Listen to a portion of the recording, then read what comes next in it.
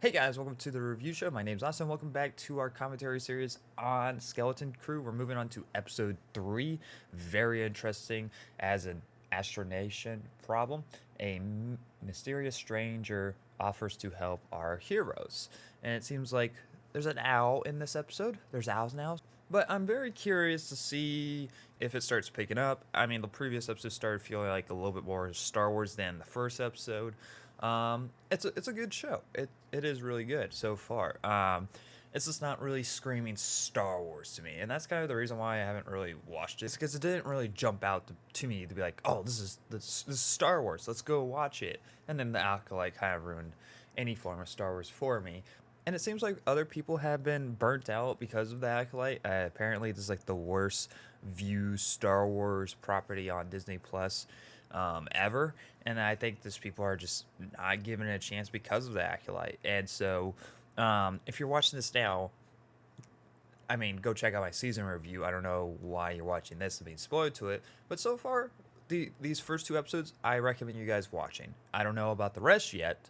So maybe go watch my season review, because maybe I'll have a completely different opinion towards the end of this whole entire season. So, but I don't know. I'm really liking it so far. And so just based off these 2 episodes, I think you guys should just watch these 2. I'm very curious to see where this goes. I do want to learn a little bit more about Jude Law's character. Learn a little bit more of his backstory. And next, I guess this planet that the kids are from, apparently it's like a legendary planet that's like only been heard in stories and people just don't think it's real. So very curious to see where that all goes. Must be exhausted. It'll be Drink the whiskey. girl and my friends and I would run away. The safety droids always found us eventually. Yeah, but did you get on a ship? Did the dad not tell them about the ship and saw them fly off into space? Children are on a starship that has illegally exited the barrier. Why did the dad not tell them this? He's like, the thoughts that are going through his head is like, I don't have to take care of my kid no more. I can go out and have fun without any responsibility. The dad just takes it in a completely different direction while everyone else is freaking out. And we're back onto this planet. That seems like it's floating off a rock in the air, like Sky City. Or Cloud City, not Sky City. Come on. I can't. They'll see me. Use your laser, Cyclops! Does those things really do anything? Or I think they help her calculate things. I think that's what they do. There's no treasure on our planet if that's what you're after. That's not what I'm after. Yeah, because he's a Jedi. Quick. You could sense that someone was gonna come around the corner. Hold! The Force is with me. I'm the one with the Force. Also, stop screaming things out. Like, you know, those guys definitely should hear you. Like, oh, while someone's literally walking past them. Jedis are the defenders of justice and keepers of peace in the galaxy. Everybody knows that. Easier to hide in a crowd than an empty corridor if one wants to. Wait, hold! Can you guys stop shouting? Shocked that you haven't been caught at this point.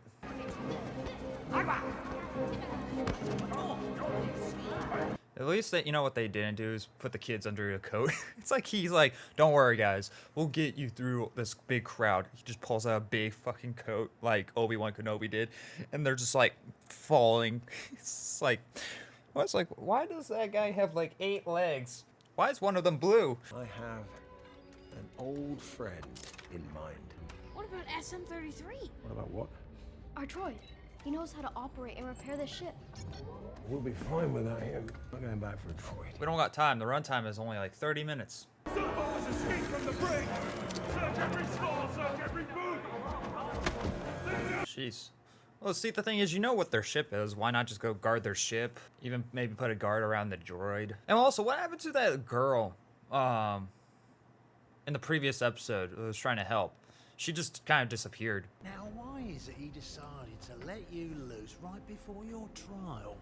I let myself loose. A smile I finally found. big score I always talked of. Wouldn't have nothing to do with those children what showed up, eh? So it seems like he's kind of like Han Solo, but if Han Solo had the Force, he's like a scoundrel. But towards the end, he'll have a good heart.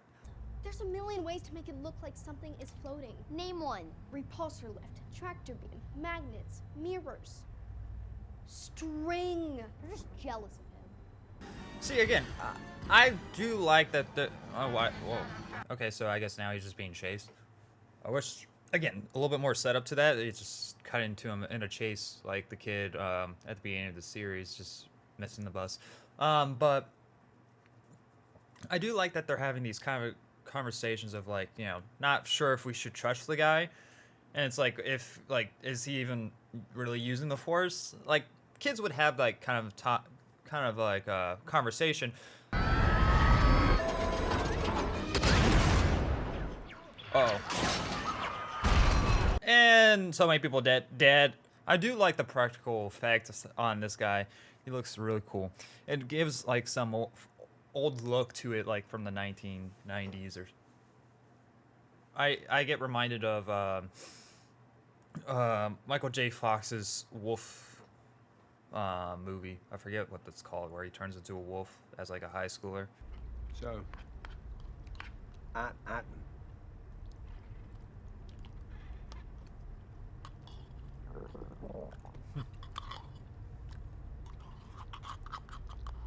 Okay, alright, we don't got this much time. I get that it's supposed to be funny, like, the kids are hungry. I wish that they kind of kept it a little bit more hidden of, like, his intentions and more, like, drop it and hinted at instead of, like, so, I'm gonna go take the treasure from Adam. It's the big score that I always wanted. Let's just kind of just lose some of the suspense that was being built with this character already. Looking for something? Like, right here, the Jedi, like the robot doesn't trust him, but we already know not to really trust him, but we kind of are predicting that he will have a good heart towards the end. He's a scoundrel, but he's not like one that's like those type of scoundrel pirates out there. It's unlikely you're telling the truth about being a Jedi. You don't trust me. I calculated the odds. Not everything in the galaxy can be calculated. Sometimes you have to trust your gut. And I do like that they're showing that the kids don't really trust him very much. Friend of mine, we go way back, but I don't trust her. She might stab us in the back. Us? Not literally. Does that make sense? Never mind.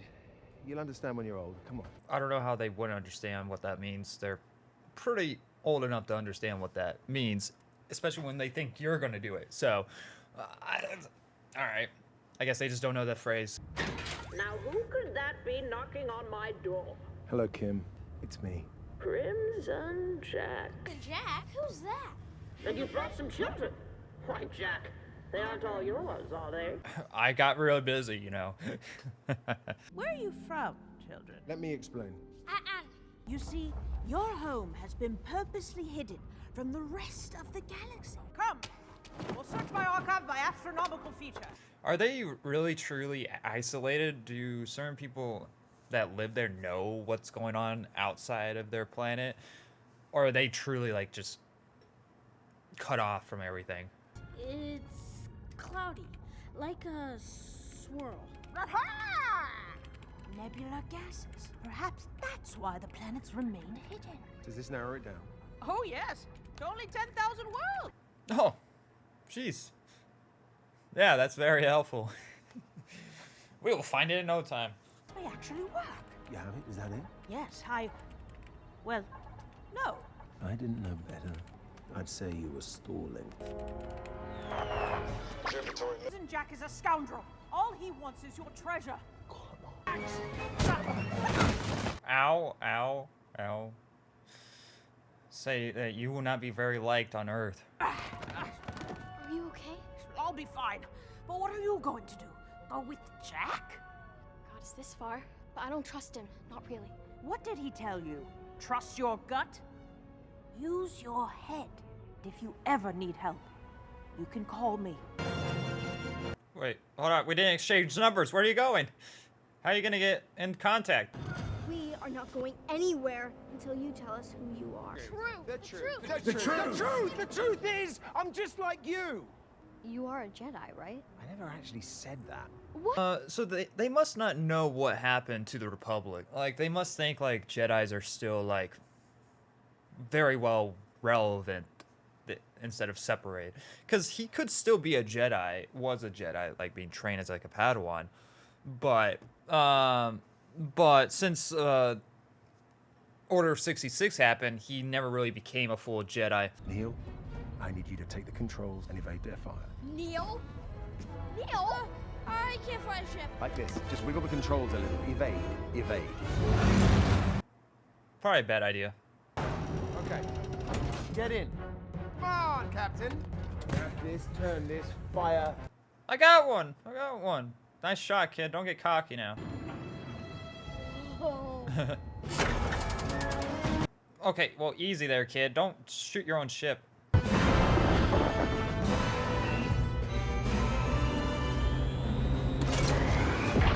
Any idea where they're headed? If I told you, you wouldn't believe me.